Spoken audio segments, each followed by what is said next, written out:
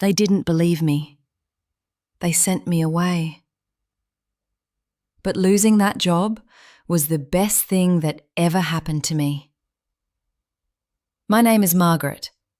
I'm 55 years old. Many years ago, I worked for a very wealthy family. Their house was huge, the kind of place you see in magazines.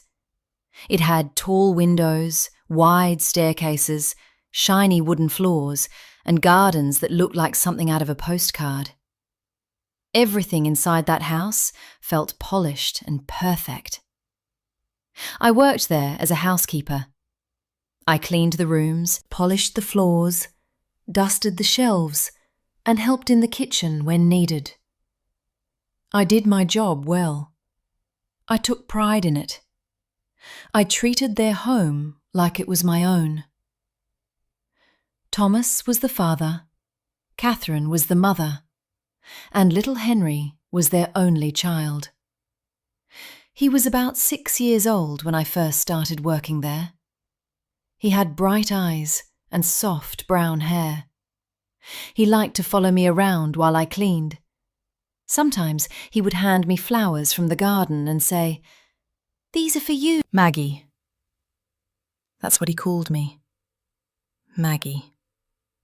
I felt happy in that house. I truly did. I believed I would stay there for many years. The family owned many beautiful things: crystal bowls, silver trays, large paintings in golden frames.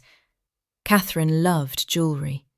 She had a big wooden box full of rings and necklaces. But there was one thing she loved most: a gold wristwatch. She wore that watch almost every day. She once told me it was a gift from her mother. It meant more to her than money. I knew how important it was, so I was always careful when I cleaned her bedroom. Then one morning, everything fell apart. Catherine came downstairs looking worried. She said she couldn't find her gold watch. At first, no one thought much of it. She checked her dressing table. She looked in the bathroom. She even checked the laundry basket. It wasn't there. Thomas searched the living room. Henry checked under the sofa cushions like it was a game. Then, Catherine looked at me. "Margaret," she said slowly, "have you seen my watch?" I shook my head. "No, ma'am, I haven't." She didn't say anything right away, but the way she looked at me made my stomach twist. That afternoon, Thomas asked me to come into the living room. Catherine stood beside him. Henry stood close to his mother's leg, quiet and confused. Thomas spoke in a firm voice. "We can't find the watch," he said. "It's worth a lot of money, and it means a lot to Catherine." I nodded.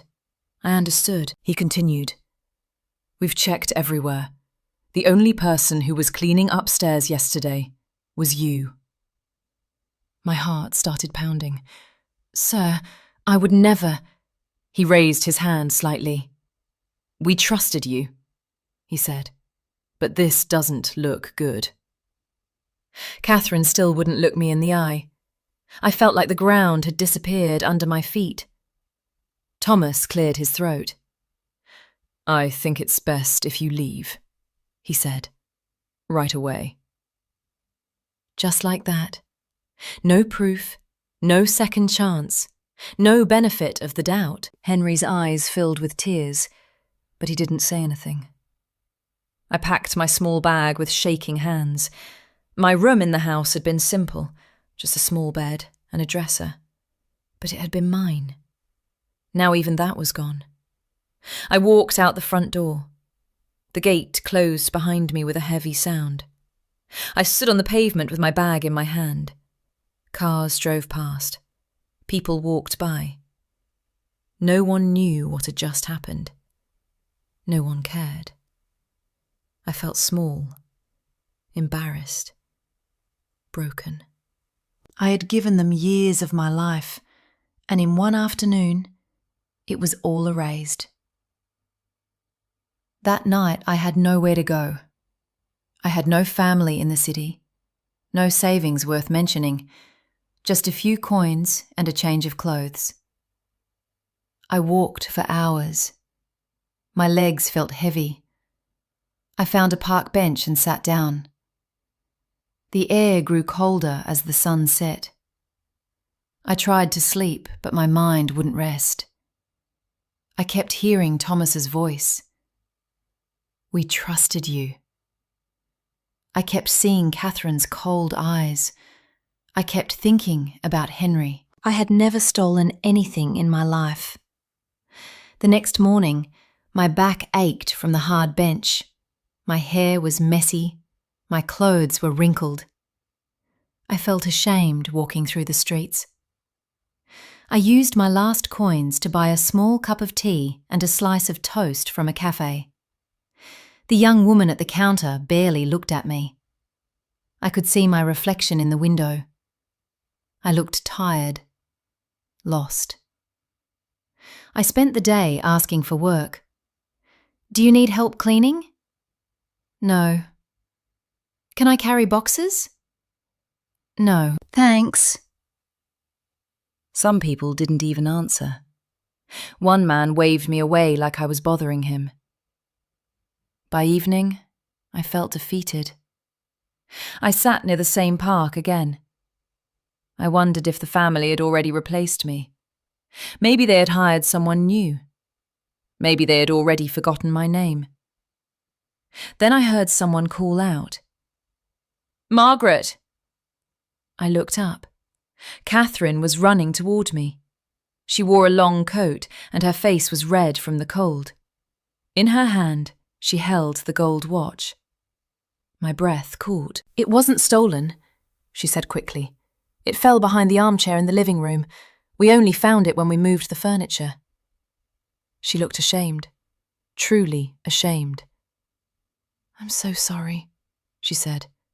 "We were wrong." For a moment, relief washed over me. I wasn't a thief. I hadn't imagined the injustice. But then another feeling rose inside me. Hurt. They hadn't trusted me. They hadn't even asked more questions. Thomas didn't come. Only Catherine stood there apologising. "We want you back," she said. "Henry cries for you every night." Her words hurt more than they healed. I thought about the cold bench, the hunger, the shame. Trust once broken is hard to repair. I looked at her and said quietly, "You didn't believe me." She wiped her eyes. "I know." I picked up my bag. "I need a fresh start," I said. She nodded slowly. "I understand." And I walked away. A few streets down, I passed a small bakery. The window was bright and warm. Fresh bread was stacked in neat rows. The smell drifted into the street. Inside, a middle-aged woman with kind eyes was arranging pastries. I stood outside for a moment. Then I pushed the door open. The bell above it rang softly. "Good afternoon," she said with a smile. Her name was Rebecca. She owned the bakery with her husband, Daniel. I explained my situation in simple words. I told her I could clean, sweep, wash dishes, anything. She studied me for a moment.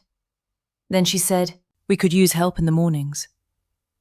The pay wasn't much, but she offered me a small room in the back and fresh food each day. It felt like a lifeline. That room was tiny, just a bed, a chair, and a small window, but it felt safe. Safe is sometimes more important than beautiful. I worked hard. I swept the floors before sunrise. I washed trays.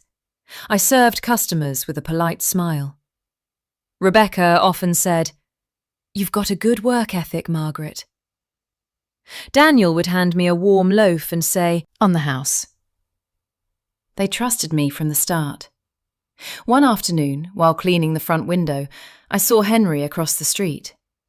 He held his mother's hand. Catherine paused and looked toward the bakery. Our eyes met.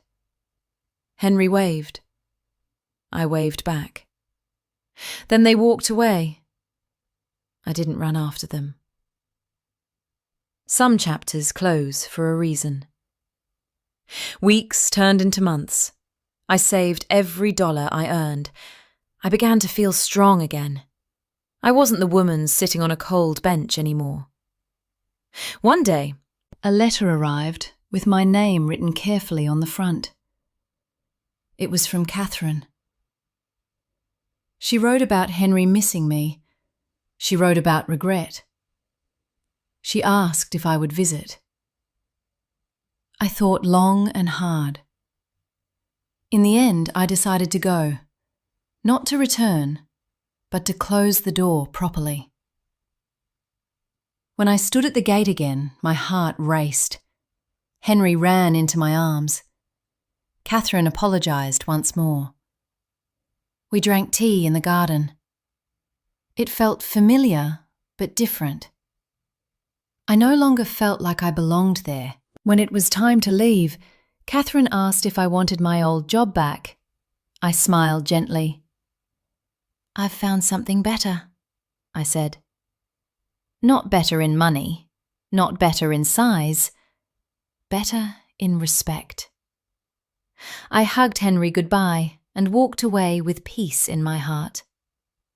Sometimes losing something painful leads you to something kinder. The gold watch was found, but I had found something too. Self-respect, a second chance, and people who gave me the benefit of the doubt. Life doesn't always give us fairness, but it gives us choices, and I chose a new beginning.